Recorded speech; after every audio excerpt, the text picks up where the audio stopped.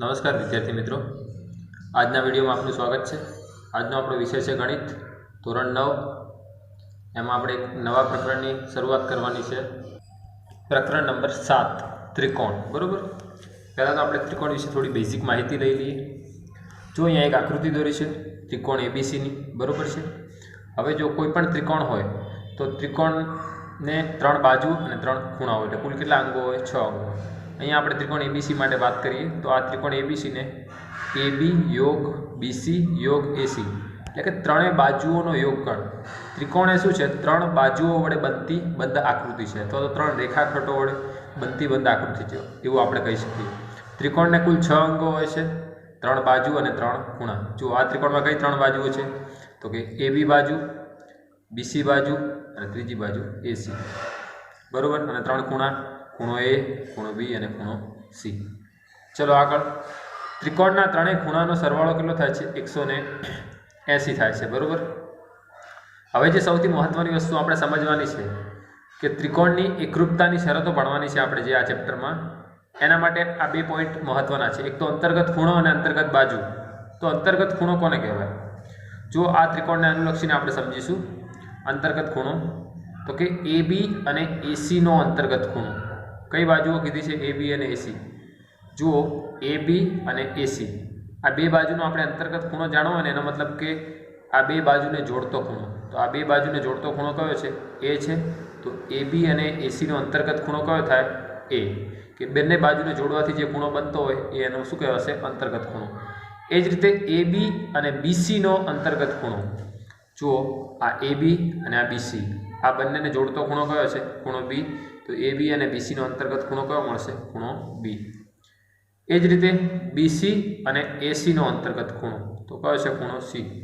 जो आ बीसी बाजू और एसी बाजू आ बंने बाजुओने जोड़तो खूणो कयो छे? सी। तो आ सी शुं कहेवाशे? आ बंने बाजुओनो अंतर्गत खूणो। चलो ए ज रीते हवे अंतर्गत बाजू। तो बे खूणाने जोड़वाथी जे बाजू मळती होय एने आपणे शुं कहीशुं? अंतर्गत बाजू कहीशुं। खूणा ए और खूणा बी नी अंतर्गत बाजू एनो मतलब कि आ बंने खूणा ने जे जोड़तो होय रेखाखंड ए बी।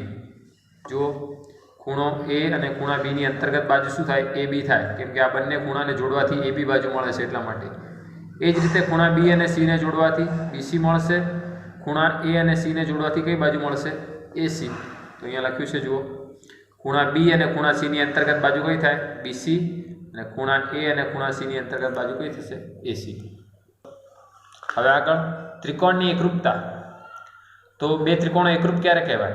तो जुओ, जो आपेल बंने त्रिकोणोनी कोई बे त्रिकोण माटे बात करी होय, जो आपेल बंने त्रिकोणनी अनुरूप बाजू एकरूप होय तथा अनुरूप खूणाओ केवा होय? समान होय तो बंने त्रिकोण केवा कहेवाशे? एकरूप छे एम कही शकाय। एटले के कोई बे त्रिकोण आपणने आप्या होय अने एना अनुरूप अंगो समान होय, एटले के बाजुओ अने खूणाओ अनुरूप अंगो केवा होय? समान होय तो आपणे बंने त्रिकोण एकरूप छे एवुं कही शकीए। जो अहींया बे त्रिकोण आप्या छे, एक त्रिकोण छे एबीसी और बीजो त्रिकोण छे डीईएफ। जो तो त्रिकोण एबीसी और त्रिकोण डीईएफ में ए बी बराबर डी, पहला त्रिकोणनी ए बी बाजू और बीजा त्रिकोणनी अनुरूप बाजू कई? डी। ए ज रीते बीसी ने अनुरूप ईएफ होय, आ बीसी छे एने अनुरूप शुं होय? ईएफ, एटले के बीसी बराबर ईएफ। तथा एसी बराबर डीएफ होय, आ एसी बराबर शुं थतुं होय? डीएफ। आ अनुरूप बाजुओ समान होय। चलो अनुरूप बाजुओ समान थई गई। अनुरूप खूणाओ, तो खूणा ए ने अनुरूप कयो छे? खूणो डी। तो खूणो ए बराबर खूणो डी हशे। चलो अहींया ए ज रीते खूणो बी बराबर खूणो ई तथा खूणो सी बराबर शुं थाय? खूणो एफ।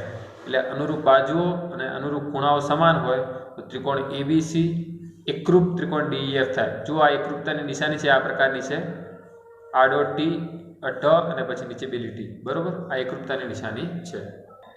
चलो हवे आपणे एकरूपतानी शरतो भणीए जेनो प्रमेयमां आपणे उपयोग थशे प्रमेयो अने दाखलाओमां। त्रिकोणनी एकरूपतानी शरतो। तो पहला मुख्य 3 शरतो छे। एकरूपतानो बाकुबा नियम। कयो नियम? बाकुबा।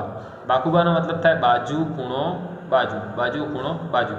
हवे जुओ, आ बे बाजू माटे अने एक खूणा माटे आपणे वात करवानी छे बाकुबा शरतमां। पण जो खूणो ए बे बाजू वच्चे छे एटले आ शरतना अंदर आपणे जे खूणो लईशुं ए खूणो केवो लईशुं? अंतर्गत खूणो लईशुं। ख्याल आव्यो? तो चलो बे त्रिकोण माटे वात करीए ત્રિકોણ એબીસી લઈએ એક ત્રિકોણ અને બીજો ત્રિકોણ XYZ. બાજુ ખૂણો બાજુ, તો બે ત્રિકોણની બે બાજુ આપણે એકરૂપ બતાવવી પડશે. માની લો કે આ ત્રિકોણમાં AB બાજુ અને એને એકરૂપ કઈ હોય XY, અને આ ત્રિકોણમાં AC બાજુ એને અનુરૂપ કઈ બાજુ હોય XZ. ચલો તો ત્રિકોણ ABC અને ત્રિકોણ XYZ માં AB બરાબર XY હોય, AB બરાબર શું હશે XY, એ જ રીતે AC બરાબર XZ. અને અંતર્ગત ખૂણો, કેવો ખૂણો લઈશું આપણે અંતર્ગત ખૂણો. અહીંયા આપણે ખૂણો B કે ખૂણો Y ન લઈ શકીએ, કેમ કે આપણે કઈ બાજુઓ લીધી છે AB અને AC. આપણો અહીંયા શું આવે છે બાજુ ખૂણો બાજુ, એનો મતલબ ખૂણો જે વચ્ચે આવે છે એટલે આપણે અંતર્ગત ખૂણો લેવો પડશે. તો આ AB અને AC નો અંતર્ગત ખૂણો કયો થાય ખૂણો A. તો ખૂણો A બરાબર શું હોય ખૂણો X.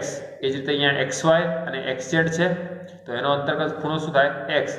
તો ખૂણો A બરાબર ખૂણો X હોય તો બાખુબા શરતથી ત્રિકોણ ABC એકરૂપ શું થાય ત્રિકોણ XYZ થાય. ચલો આગળ ખુબાખુ નિયમ.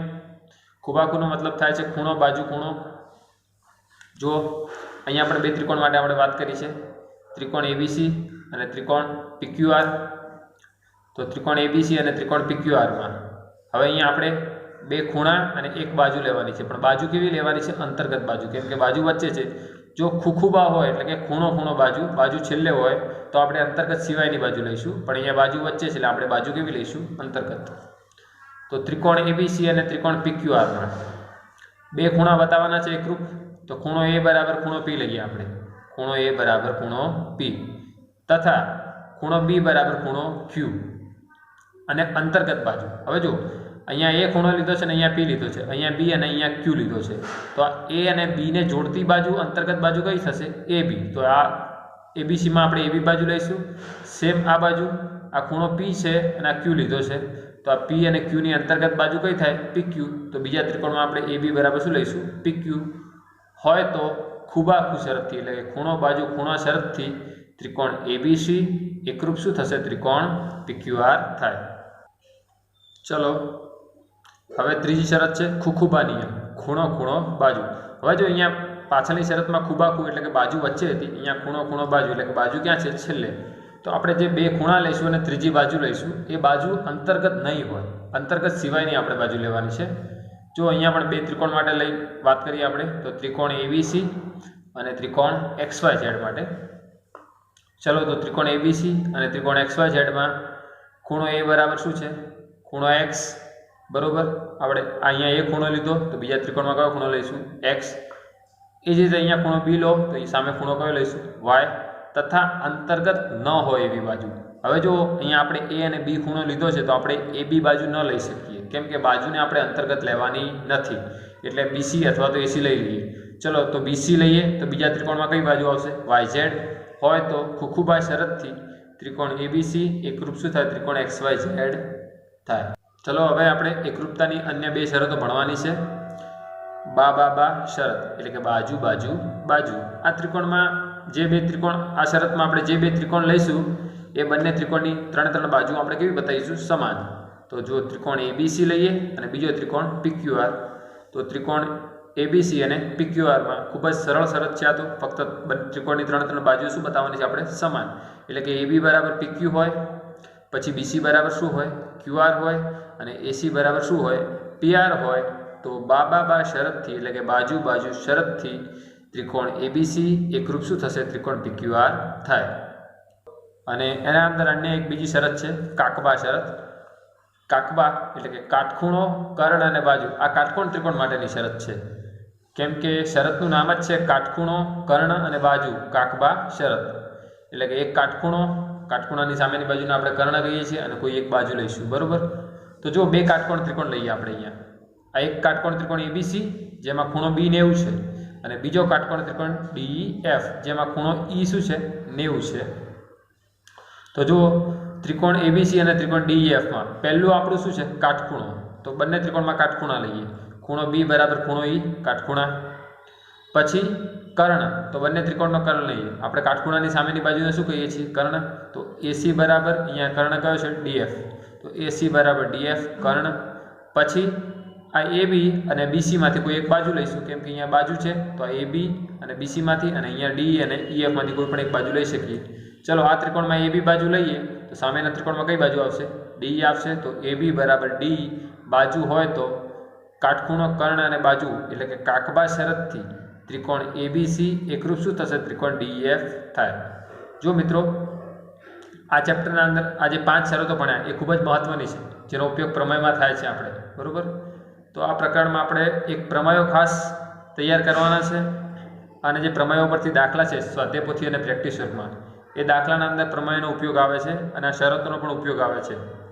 તો આ શરતો પરથી ખાલી જગ્યાઓ ઘણી પૂછાઈ શકાય, ખરા ખોટા પૂછી શકાય, વિકલ્પો પણ નીકળી શકે। એટલે આ શરતો તમારે ખાસ ધ્યાનથી તૈયાર કરવાની છે, અને એના પછી નેક્સ્ટ વિડીયોમાં આપણે જે પ્રમેય લઈશું એ પ્રમેય પણ ખાસ તૈયાર કરવાના છે, કે જેના ઉપરથી આપણે શું ભણવાના છે? દાખલા ભણવાના છે। તો આજનું હોમવર્ક છે તમારું, આ જે શરતો છે એ તૈયાર કરવી।